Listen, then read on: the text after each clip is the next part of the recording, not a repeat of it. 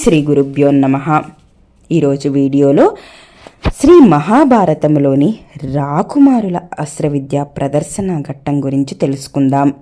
ఒకరోజు ధృతరాష్ట్రుడు సభ తీరి ఉండగా ద్రోణాచార్యుడు సభకు విచ్చేస్తాడు.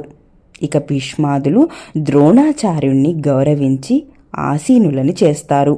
ఆ తర్వాత ఆచార్య, మా రాజకుమారుల విద్యాభ్యాసం ఎలా జరుగుతూ ఉంది అని అడుగుతారు. ఇక ద్రోణాచార్యుడు భీష్మునితో ఇలా అంటాడు. భీష్మాచార్య, రాకుమారుల విద్యాభ్యాసం పూర్తి అయిపోయింది. వారి శక్తి సామర్థ్యాలను మీరే పరీక్షించండి అని చెబుతాడు. అది విని భీష్ముడు విదుర ధృతరాష్ట్రులతో అస్త్రవిద్య ప్రదర్శనకు ఏర్పాట్లు చేయవలసిందిగా చెబుతాడు.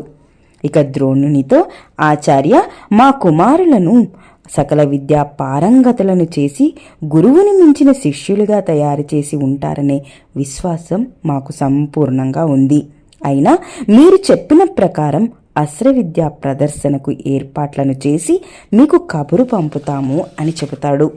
ఇక త్వరలోనే వారు అట్టి విద్యా ప్రదర్శనకు ఏర్పాట్లను చేస్తారు.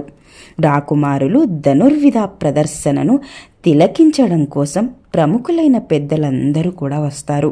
అంతేకాదు, ఈ ప్రదర్శనను హస్తినాపుర వాసులందరూ ఒక గొప్ప ఉత్సవంలాగా అనిపించి ఆ వేడుకని చూడాలని అందరూ హస్తినాపుర వాసులు కూడా వస్తారు. పోటీలు ప్రారంభమవుతాయి.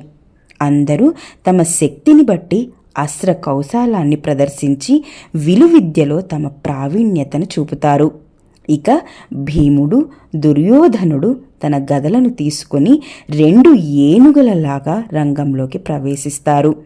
ఆ పరీక్ష వారి నైపుణ్యాన్ని ప్రదర్శించడానికి పెట్టిన ఆవేశంతో మారుమ్రోగే వారి అరుపులకు, కాళ్లతావులకు భూమి కూడా దద్దరిల్లిపోతుంది. యుద్ధం శృతిమిచ్చిపోతుందేమో అన్న పరిస్థితిని గ్రహించిన ద్రోణాచార్యుల వారు గదాయుద్ధాన్ని ఆపు చేయిస్తారు. ఆ తర్వాత అర్జునుడు గురుదేవులకు నమస్కరించి రంగప్రవేశాన్ని గావిస్తాడు. తన విలువిద్యను ప్రదర్శించసాగుతాడు. ఆగ్నేయాస్త్రంతో అగ్నిని పుట్టించి, వరుణాస్త్రాన్ని ప్రయోగించి వర్షాన్ని కురిపించి ఆ అగ్నిని ఆర్పివేస్తాడు. మేఘాస్త్రంతో మేఘాలను రప్పించి, వాయువ్యాస్త్రంతో ప్రయోగించి పెనుగాలిని సృష్టించి మేఘాలను చెల్లాచెదురు కావిస్తాడు.